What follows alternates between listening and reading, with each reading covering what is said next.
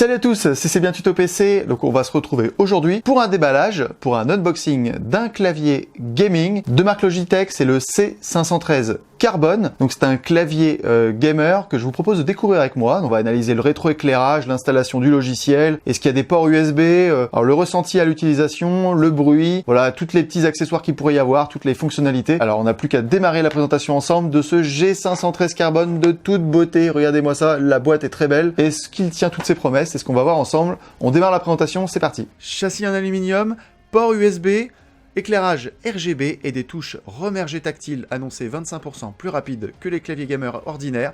C'est ce que nous allons voir dans ce test de ce clavier G513 Carbone de Logitech. Mais on va commencer d'abord par le déballage.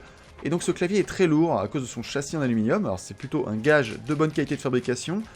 On voit également que le repose-poignet, il est mou, il est à mousse à mémoire de forme. Il y a 6 patins antidérapants à l'arrière, ce qui devrait permettre d'avoir une certaine stabilité, c'est ce qu'on va voir ensemble.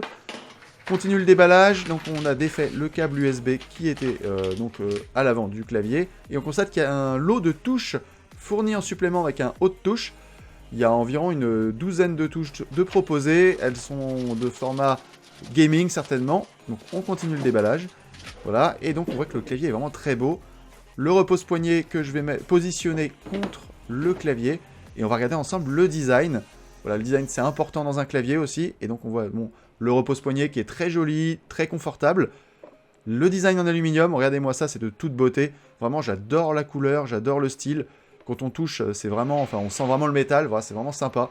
On voit que le design est particulier, oui, les touches, on les voit vraiment bien, ce qui sera plus simple certainement pour nettoyer. Il y a des patins antidérapants assez épais. Et on peut évidemment gérer l'inclinaison du clavier. On constate que le câble USB est très épais, il a l'air très robuste, mais il faudra brancher votre clavier sur 2 ports USB sur votre ordinateur. Je continue à enlever les petits plastiques qui masquent le logo Logitech avec un effet miroir. Là on voit le port USB donc, qui est proposé à l'arrière droit du clavier. Voilà, donc vous allez pouvoir brancher votre souris, recharger votre téléphone. C'est vraiment un bon point, puisque tous les claviers gamers ne le proposent pas. Donc maintenant, on va passer à l'éclairage RGB. Et donc dès que vous allez brancher votre clavier donc avec les 2 ports USB sur votre tour, directement l'éclairage va fonctionner. Bon, il va être standard, vous allez avoir des effets de vague. Mais après, vous pourrez le régler via logiciel. Déjà, on regarde un petit peu l'effet que ça donne au branchement. On voit que l'éclairage est plutôt beau. Voilà, je trouve que la qualité d'éclairage est très très bonne. Il y a vraiment une forte intensité sur les touches, elles sont très visibles. Voilà, il n'y a pas de diffusion sur les côtés, c'est vraiment que la touche qui est éclairée, ce qui fait que dans le noir, on va faire un essai, mais dans le noir, vous voyez que les touches sont très facilement visibles, ce qui fait que vous pourrez jouer dans la pénombre sans problème, et vous trouverez facilement vos touches gaming, donc c'est vraiment très pratique. On voit que vraiment cet éclairage est de toute beauté. C'est certainement le plus bel éclairage que j'ai pu voir jusqu'à maintenant dans un clavier RGB. Donc maintenant, on va regarder l'installation du logiciel pour pouvoir gérer cet éclairage et gérer la disposition des touches, etc. Donc on télécharge le logiciel chez Logitech. Je vous mettrai le lien en description de la vidéo, donc je vous invite à dérouler la description. Donc l'installation se termine. Alors apparemment, il y a des applications aussi sur Android et sur iOS. Alors je ne vais pas les tester aujourd'hui. Mon but est de rester vraiment au niveau de la fonction PC.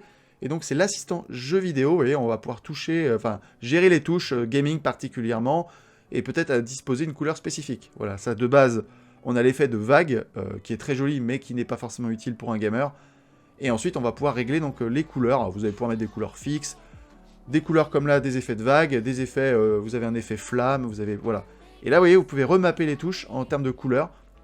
Voilà, on va sélectionner quelques touches et leur donner une couleur spécifique si on le souhaite. On va pouvoir également éteindre les autres touches et n'éclairer que certaines touches. Voilà, moi, la disposition que j'ai retenue, c'est celle-ci. En fait, j'ai toutes les touches un peu particulières, je leur mets une couleur spécifique. Et je n'ai pas mis de touches particulières pour les touches jeux vidéo pour l'instant. J'en ai pas eu un grand besoin. Alors, il faut savoir que le logiciel assistant jeu vidéo, il est valable également si vous avez une souris, par exemple, ou un clavier, pas un clavier, ou un tapis de souris RGB, puisque ça existe aussi. Je ne sais pas vraiment à quoi ça sert, mais voilà. Alors, vous allez pouvoir définir des profils pour votre clavier ou pour votre souris, d'ailleurs. Des profils par jeu. Par exemple, vous allez pouvoir définir pour tel jeu Battlefield, vous voulez que les touches soient disposées comme ça, ou autrement pour un autre jeu, etc. Donc voilà le résultat que moi j'ai choisi en termes d'éclairage RGB. Vous voyez, les touches du dessus sont un peu différentes. D'ailleurs, c'est très sympa à regarder au niveau de l'éclairage quand on regarde de près. Vraiment, on voit que l'éclairage est vraiment de toute beauté. Moi j'adore, je suis vraiment fan de cet éclairage. Il n'y a pas de fuite de lumière sur les côtés ou en bas. C'est vraiment que la touche qui est éclairée, ce qui fait qu'on a beaucoup plus d'intensité. Elles sont vraiment super bien visibles, et même d'ailleurs les petites icônes en bas de la touche, vous voyez, sont très visibles. Là, c'est une des dispositions possibles si vous voulez éclairer vos touches gamer. Donc maintenant, justement, je parlais de touches gamer, donc les touches de base sont très bonnes, hein, mais vous pouvez avoir des touches plus incurvées, qui seront peut-être plus facilement... Vous les trouverez plus facilement en jeu sans les regarder, ouais. Donc voilà la touche, par exemple la touche Q. Vous voyez, on voit qu'elle est vraiment biseautée, elle a une certaine forme bien particulière. Donc on compare d'ailleurs la touche Z avant et la touche Z Gaming. On voit qu'elles sont pas du tout pareilles. La touche, elle est un peu plus... Voilà, elle est complètement différente en termes de forme, beaucoup plus biseautée, beaucoup plus creuse. Ce qui fait que vous allez vraiment la sentir très vite quand vous allez jouer. Et c'est assez pratique en jeu, hein. J'ai testé, c'est vraiment super sympa. Et le remplacement des touches est vraiment très facile. On va regarder ça ensemble. Mais c'est vraiment super simple. Regardez, vous voyez, avec une petite vue plongeante, on voit bien la touche qui est vraiment très différente des autres. Donc ça, c'est vraiment très bien fait. C'est un très bon point de Logitech. Regardez le remplacement de la touche. Vous le passez à la verticale, le haut de touche. Et hop, vous levez. Ça se défait tout simplement. Rien de particulier. Vous mettez l'autre touche. Vous appuyez un petit peu fort. Voilà. Et c'est fait. Voilà, c'est mis. Vous voyez, c'est hyper simple. Vous allez pouvoir changer toutes vos touches très simplement. Voilà l'effet. Là, j'ai changé quand même plusieurs touches. Et voilà ce que ça donne. Avec cette vue plongeante, en plus, ça permet de voir le design du clavier. Avec une vue plongeante, on voit que les touches sont vraiment de toute beauté. Et l'éclairage est vraiment super bon. Alors maintenant, je vous propose de regarder le bruit ensemble.